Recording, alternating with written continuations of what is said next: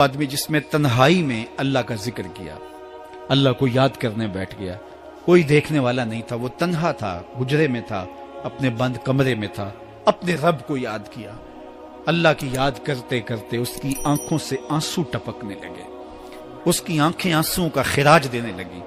تو میرے اور آپ کے آقا و مولا نے فرمایا کہ یہ آنسو اتنے قیمتی ہیں، ان آنسوؤں کے بدلے میں قیامت کے دن اسے عرش الہی کا سایہ نصیب ہوگا، عرش الہی کا سایہ اسے نصیب ہوگا ان آنسوؤں کے بدلے میں۔ رومی علیہ رحمہ فرماتے ہیں جہاں پانی گرتا ہے وہاں سبزہ اگتا ہے، جہاں آنسو گرتے ہیں وہاں رحمت اترتی ہے۔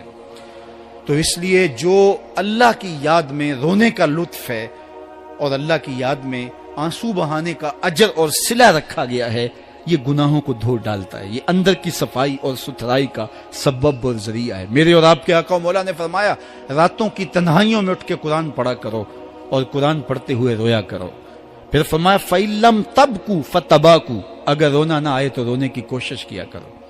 حضرت داتا گنج بخش علی حجویری سے ایک مرید نے کہا حضرت اگر رونے کی کوشش کریں پھر بھی رونا نہ آئے، فرمایا پھر اپنے مقدر پہ رویا کرو۔ تم اتنے سنگ دل ہو گئے ہو کہ تمہاری آنکھیں آنسوں کا خراج نہیں دیتی۔ جو رونا نہیں جانتا وہ اللہ کی رحمتوں کو اور اللہ کی کرم نوازیوں کو کیسے سمیٹ پائے گا؟ بچہ روتا ہے تو ماں دودھ دیتی ہے، جب بندہ اللہ کی حضور الہاؤ زاری کرتا ہے، عجز کرتا ہے، انکساری کرتا ہے تو اللہ کی رحمتوں کو جوش آتا ہے اور اللہ تعالیٰ کی رحمتیں اس پہ برستی ہیں اور اس کے نہ صرف گناہ معاف ہوتے ہیں بلکہ اللہ تعالیٰ اس کے گناہوں کو بدل کے نیکیوں میں تبدیل کر دیتا ہے۔ ایک فقیر تھا، ملنگ درویش، اللہ کا بندہ، اس کی عادت یہ تھی کہ اپنے ڈیرے پہ آنے والوں کو کھلاتا، ان کو پلاتا اور ان کی ضروریات کا خیال رکھتا، لیکن ان کو مالی آسودگیاں نہیں تھی۔ ہوتا یہ تھا کہ بعض اوقات لوگ آتے تو ادھار لے کر کے وہ لوگوں کو کھلا دیتا۔ خیر چونکہ فقیر کا مزاج یہ ہوتا ہے کہ لوگ آئیں اس کے ڈیرے سے کھائیں، بابا بلے شاہ نے بھی کہا تھا نا، اٹ کھڑک کے دکڑ بجے تتا ہووے چلا، آن فقیر کھا کھا جاون راضی ہووے بلا۔ یہ فقیروں کا مزاج ہے، تو جو بھی آتا اس کے ڈیرے سے کھاتا اور وہ ادھار اٹھا اٹھا کے لوگوں کی ضروریات کو پورا کرتے رہتے۔ وقت آخر آ گیا، جن لوگوں نے ادھار دیا تھا وہ سارے تقاضا کرنے آ گئے۔ اب بابا جی کو کیا فکر لاحق ہے کہ یہ میرے مہمان ہیں اور میں ان کو کچھ پیش کرنے کی صلاحیت نہیں رکھتا۔ ایک بچہ تھا، وہ کچھ سامان بیچ رہا تھا، پتیسا بیچ رہا تھا یا کوئی اور چیز بیچ رہا تھا۔ اس نے گلی سے گزرتے ہوئے آواز لگائی، خادم کو کہے سے بلا کے لاؤ، کہا تم بیچ رہے ہو تو میرے مہمانوں کو کھلا دو۔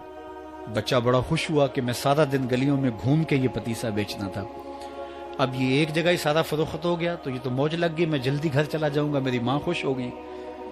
تو سارا ان مہمانوں کو کھلا دیا گیا اور اس کے بعد کہا بابا جی پیسے؟ کہا تم بیٹھ جاؤ، جب ان کو ملیں گے تو تجھے بھی مل جائیں گے۔ وہ بیٹھ گیا، 2 4 10 منٹ بیٹھا تو بچہ تھا، پھر کھڑا ہو گیا، بابا جی پیسے؟ کہا جب ان کو ملیں گے تو تجھے بھی مل جائیں گے۔ پھر آدھا گھنٹہ گزرا تو پھر اس نے کہا بابا جی پیسے؟ میری ماں میرا انتظار کر رہی ہے، ہمارے گھر کا چولہا اسی سے جلتا ہے، میں یہ پیسے لے کر جاؤں گا اور میری ماں کوئی ہنڈیا خریدے گی اور ہم شام کا گھر کا کوئی سلسلہ کریں گے۔ کہا بیٹا جب ان کو ملے گا تو تجھے بھی مل جائے گا۔ بچے نے رونا شروع کر دیا، یتیم بچہ تھا، اس کا سارا آسرا یہی تھا، اس نے رونا شروع کر دیا۔ جب بچہ رویا اللہ کی رحمت کو جوش آیا۔ کوئی مرید نذرانہ لے کے ان بزرگوں کے پاس آ گیا اور اشرفیوں کی بھری ہوئی تھیلی پیش کی۔ وہ اتنے پیسے تھے کہ اس بچے کو بھی دیے، جتنے لوگ آئے تھے سب کا قرض چکایا، کہا جاؤ گھروں کو۔ تو سب نے کہا بابا جی ہم صبح سے بیٹھے ہوئے تھے تو یہ نذرانہ دینے والا صبح سے نہیں آیا، تو اب کیسے آ گیا؟ کہا صبح سے تمہارے اندر کوئی رونے والا نہیں تھا، ایک رونے والا آیا تو باقیوں کا بھی کام بن گیا۔ بعض اوقات کسی ایک شخص کی وجہ سے باقیوں کی خطائیں بھی معاف ہوتی ہیں۔ آج ہم اجتماعی طور پہ تا حد نظر اندر باہر اوپر نیچے اتنے لوگوں کے ہجوم میں اللہ کی بارگاہ سے یہ توقع رکھتے ہیں کہ مالک کتنے ہجوم میں کوئی ایک تو ہوگا جو تیرا لاڈلا ہوگا، کوئی ایک تو ہوگا جو تیرا بہت قریبی ہوگا، کوئی ایک تو ہوگا جس پہ تیری رحمتیں برسیں گی۔ تو مالک اس کے صدقے سے ہماری خطائیں بھی معاف کر دے، ہمارے گناہ بھی معاف کر دے۔ کوئی ایک رونے والی آنکھ مل گئی تو باقیوں کا بھی کام بن جائے گا۔ اٹھ فریدا ستیا تے میلہ ویکھن جا، वत कोई बख्शिया मिल जावे ते तू ही बख्शिया जावे। मेरे मालिक हम सब की खताएं माफ कर दे, हम सब से दरगुजर फरमा और हम सब के बातन को सुथराइयां दे दे, हमारे अंदर को पाकीज़गियां दे दे। बहुत वक्त मैंने और आपने साहिब गुजार लिया, तेजी के साथ जिंदगी बीत रही है। मैं अगर अपने आप को देखूं तो मेरी जिंदगी कितनी बहारें काट चुकी है।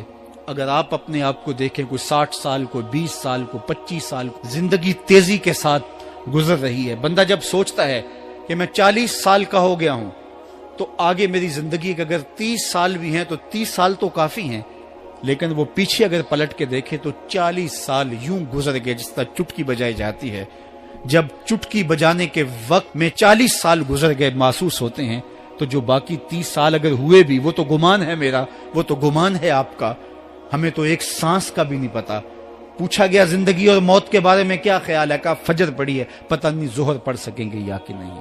कहा इतनी लंबी उम्मीदें लगाए बैठे हो, कहा जोहर पड़ी है, पता नहीं असर पढ़ने का मौका नसीब होता है कि नहीं। कहा यह भी तूले अमल है। एक बोला असर पड़ी है, पता नहीं मगरिब पढ़ सकेंगे या कि नहीं। किसी ने कहा एक रकत पड़ी है, पता नहीं दूसरी रकत भी पढ़ना नसीब होती है या नहीं। कहा ये सब तुम्हारे मुंह की बातें हैं। मैं तो कहता हूं एक तरफ सलाम फेरा है, पता नहीं दूसरी तरफ सलाम भी फेर सकेंगे या कि नहीं। क्या मौत इतनी करीब नहीं है? हमने अपनी आंखों के सामने लोगों को जुदा होते यूं नहीं देखा है। हम कहते हैं इसकी खबर सुना रहे हो मौत की, ये तो मैंने अभी सब्जी वाली दुकान पे देखा था। लेकिन जब मौत आती है तो एक लम्हे का तकद्दुम और ताखुर नहीं होता। तो साहिब आइए अपनी जिंदगी को अल्लाह और उसके रसूल की राहों पे डालें। आज वक्त है, आज मौका है, आज तौबा का दरवाजा खुला है। कल सब कुछ नहीं होगा, आज उसकी रहमतें आवाज दे रही हैं। आज वक्त है, वक्त पर काफी है एक कतरा भी आबे खुश हंगाम का। जल गया जब खेत बरसा मी तो फिर किस काम का। अब आइए सुनिए, इस कायनात के अंदर हमें वो खवातीन मिलेंगी जो पर्दे के पीछे थी, लेकिन पर्दे के सामने मां नहीं आई, अब्दुल कादिर जीलानी आए। मां पर्दे के पीछे थी, पर्दे के सामने फरीदुद्दीन गंजे शकर आए। मां पर्दे के पीछे थी, मेहरो मां ने भी आंचल नहीं देखा, लेकिन पर्दे के सामने करबला में हुसैन इब्ने अली आए। तो ये पर्दे के सामने आए, वो पर्दे के पीछे थी। तो जब माएं पर्दे के पीछे हों तो फिर बेटे जो हैं वो पर्दे के सामने आके वो नक्श सबत करते हैं कि जो लोगों के जिंदगी के नकूश को जो है वो उजाल देते हैं और तकदीर बदल देते हैं। तो इसलिए माओं की जिम्मेदारियां घर संभालना है,